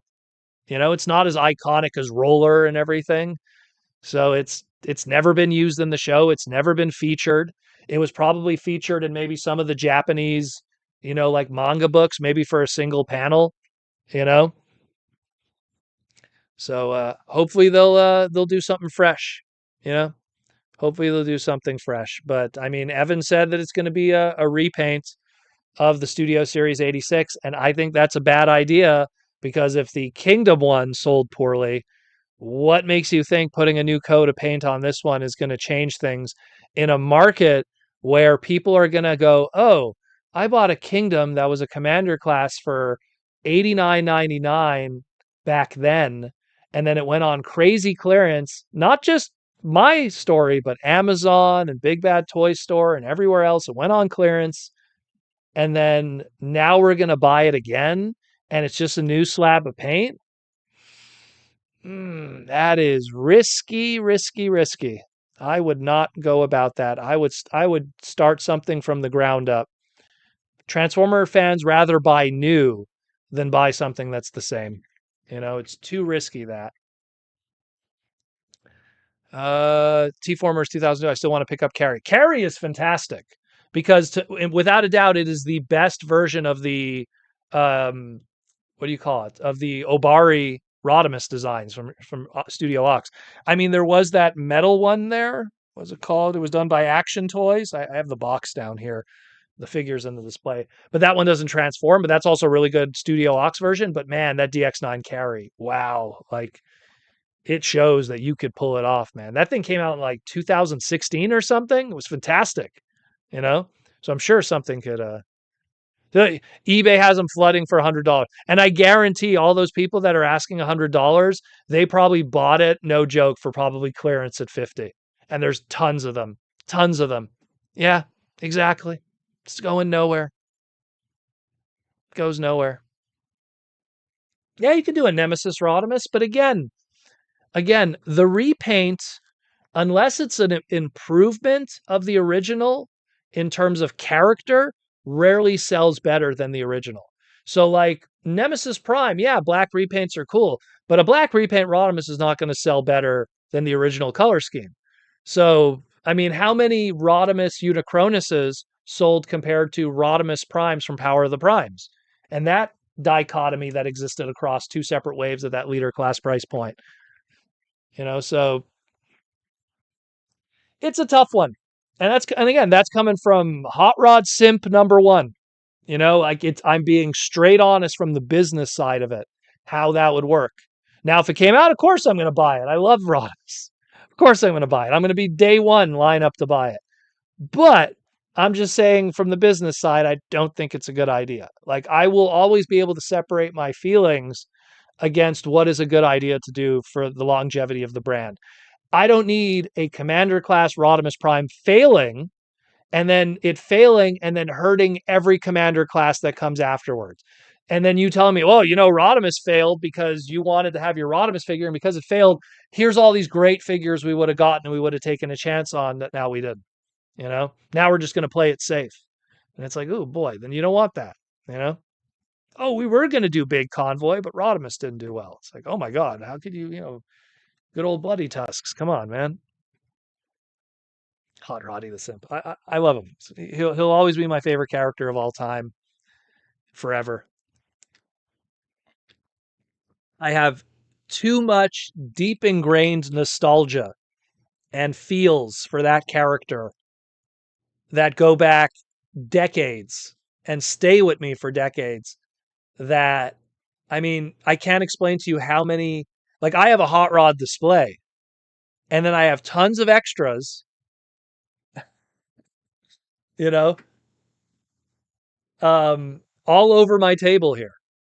1, 2, 3, 4, 5, 6. I have 6 different hot rod figures just chilling on my desk here. You know, love that. Love that character. Love him to death. Met almost every voice actor he's ever had too. Horned Owl just pulled down my world's smallest Megatron and transformed. He doesn't seem to have any stability issues. Mine stands pretty solidly. He even stands freely with the table. Okay, I guess mine just sucks then. Because I always remember it was a little the sliders for the legs. I think was the problem with mine. I don't know why. No luck, I guess. No luck. But yeah, it is what it is. Mike and Louie, whatever happened to Hot Rod after Headmasters? He became Rodimus again, and then what? Well, so the lore, if you're talking the Japanese side of things, not counting Rebirth, he becomes Rodimus Prime again. Then Cybertron gets destroyed. Spoiler for a cartoon that happened 35 years ago. Cybertron gets destroyed by the Zarek bomb, and then him, Blur, and Cup then go to found a new planet. Sakamoto-san wrote some supplemental stories that explain what happened in between that, because up to that point it was, and this is in chronological order of our time as a fan, leaves for Cybertron. We never see him again. And then when the Star Convoy toy line starts, Battle Stars, there's a single catalog page that says Rodimus had the Matrix still with him because he didn't give the Matrix to Fortress Maximus. Rodimus's Matrix combined with the Zodiac from Transformers Zone previously was merged together to revive the dead Optimus Prime into Star Convoy. And that's why you have a Micromaster Rodimus Prime that comes with Star Convoy. There was no supplemental material or stories afterwards. Years later, Sakamoto-san does the Legends comics, and then he fills in all the blanks. Him and Cup and Hot Rod go on an adventure. They go to other planets. At some point, they stop at the Planet Master. Blur ends up becoming a headmaster. Hot Rod ends up becoming a headmaster. Cup bounces and leaves. And then Hot Rod leaves. And then he goes and founds the planet Micro. He ends up becoming a Micromaster. He uses the matrix of leadership that he had with him to give birth to a new Cybertron. Planet Micro becomes Planet V, which is the main Autobot base for Transformers Victory. And then, of course, we then go into Battle Stars, Micromaster Hot Rod, Kiss Play, Teletran Go-Go, all of that kind of stuff too. Although Kiss Play happens during the movie verse, but there's time travel shenanigans that go on there. So that's it in a nutshell. The last time we see Hot Rod chronologically is the very last chapter of the Transformer Legends mangas, and it's him and he's living on Cybertron with Xiao Xiao, who's now an old lady because Cybertronians live forever, but now she's an old lady, and they live on Cybertron together and everything. I think they were fishing or something, and that's it. And that was like the last time, and it's the golden age of Cybertron, and it's all great. But Straxus and his clones are in the background still planning stuff, so it never ends, you know. Timmy K asking the important question. So what did Protoman eat for dinner tonight? So, I told you guys last week I wanted to go to eat Chinese food at my favorite Chinese restaurant that I used to go to since I was a kid. I love going there. We went today to go. Just my luck, they were closed that day for renovations for whatever reason. Just that one day. They're like, literally, they had a sign, we're going to be closed for renovations May 31st. Damn. So I turned to my girl and I'm just like, you know what? Why don't we go to the restaurant that was like our very first date, which is another really good restaurant. It's a Cambodian restaurant. So we went to that. So on the right, we got fried wonton. On the left, we got dry noodle with Chinese broccoli with beef and mushrooms. And then all the way in the back near her is chow fung, which is chicken with bean sprout with a wide egg noodle with, I believe there's also greens in there. I'm not too sure. So, and then after all of that, we had a dessert. Oh, I should have taken a picture of the dessert too. And the dessert was a jackfruit drink. So they take jackfruit, which is a Asian fruit. They puree it kind of like a smoothie. They put cream with it, and it was really good. Really good. Very sweet, but really good. You know, very good. So that was our supper. Really, really good. Good stuff. So good second place. Good second place. You know, I would not. I still would have loved my beef with Canadian broccoli, Chinese with fried noodles, with orange beef, with General Tao, with all kinds of other stuff, dry wonton and peanut butter dumplings. I would have liked to have that crazy spread, but wasn't in the cards. It was closed today. Good old Kam Shing, darn, was closed today. So maybe next time. But yeah, so that's what we went for today. That's what we went for today. We had that today. And I took the photo going like, they're going to ask tonight. So I'm going to make sure to take a photo. I should take a photo of the jackfruit drink. Damn. I forgot to do that. It's a cool, it's literally picture like a 1950s like milkshake, like glass, except it's jackfruit pureed in it with cream. And it's really good. It's really good. Really, really good. And it's owned by a Cambodian family that amazingly also speak Vietnamese because my wife always speaks to them in Vietnamese and they understand everything she's saying. So, but they're a Cambodian family that's owned that place for like forever. And they're a really good restaurant. I'll give them a shout out to Asia Moderne. That's how it is in French. It's Asian, but ends with an E. And then modern, but with an extra E at the end because French, everything has an E at the end. It's located on Poivriere Street in Montreal. Very good place. Shout out to them. Love them. Really good. Really, really good. Yeah, sorry for making people hungry. Well, when you ask this question at 10 o'clock at night, look, I'm hungry now just talking about it. And I have no more. We didn't have leftovers. We crushed it. All of that did not leave with us. We destroyed all of that. Trust me, that dry wonton, the deep fried wonton on the right, there was more on that plate. I just couldn't wait. I was already picking at it. Notice on my same thing, the plate on the left. Notice how there's no greens as it's closer to me. Yeah, I was already picking at it. I was starving. It was really good. We went around. We did a little shopping today too. I had to ship out some packages because Canada Post is going on strike again. So I had to ship out some packages right away for some patrons that ordered some stuff. Yeah, just little things here and there. You know, again, like next week, we have the new episode of Transformer Wild King, so keep an eye out for that. That'll be on Tuesday. We have a whole bunch of other Transformer news that's going to be dropping, so stay tuned for that. So we're going to be covering that all this week. Again, it's going to be Mega Man month for June for me too. So if you're following me on my socials, we'll keep you updated on what's happening with the comic book and stuff, because that's going to be wild over the next couple of. And I don't want to confirm it. There might be another trip to Japan coming. So I might be absent for a couple of days. I don't know 100% yet. It's 50-50 right now. So if I am leaving for Japan, I will post on my socials that I am in Japan, because I know it's like what happened during the ice storm. If I don't post for like 5 days straight, people freak out. They think something happened. And I remember I had to tell Josdy and Aaron Archer to go, Daniel's okay. Don't worry. Protoman's fine. Um, so I might end up going to Japan for just a couple days. Like, no joke. Flying out, flying in, 2 days of shopping and getting cool stuff and bringing it back. That's it. Like, we might do another a quick little Japan trip because opportunities present itself. So I might be doing that. And so that might be happening too. But that being said, it's 50-50 right now. So if I disappear halfway through the week and there's no live stream on Saturday, you know what happened. But I'm going to have Wi-Fi. I'll still be posting on Instagram and Twitter. So I'll keep you guys posted on that if something does happen, if I do go to the land of the rising sun and robots in disguise. So we'll keep you posted.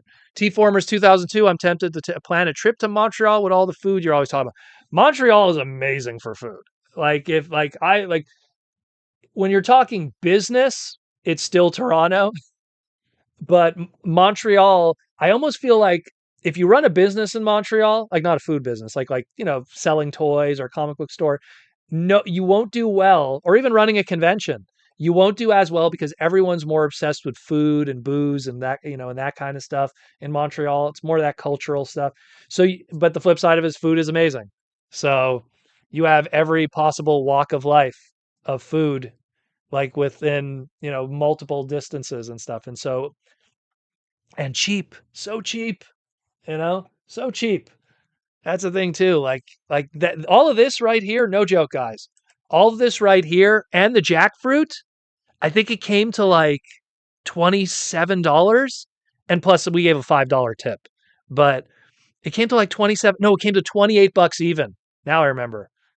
Yeah, it came to 28 for all of that and the jackfruit drink too. It was so good. So good. Anywhere else you would go, when I go to the States, sometimes the sit-down restaurants I order just for myself. And I go, man, it's $28 just for me, let alone if everyone else ate, It's crazy. And that's American dollars too. This is Canadian. So it's like 28 Canadian. So that's like 24, 21 American. So good. Amazing.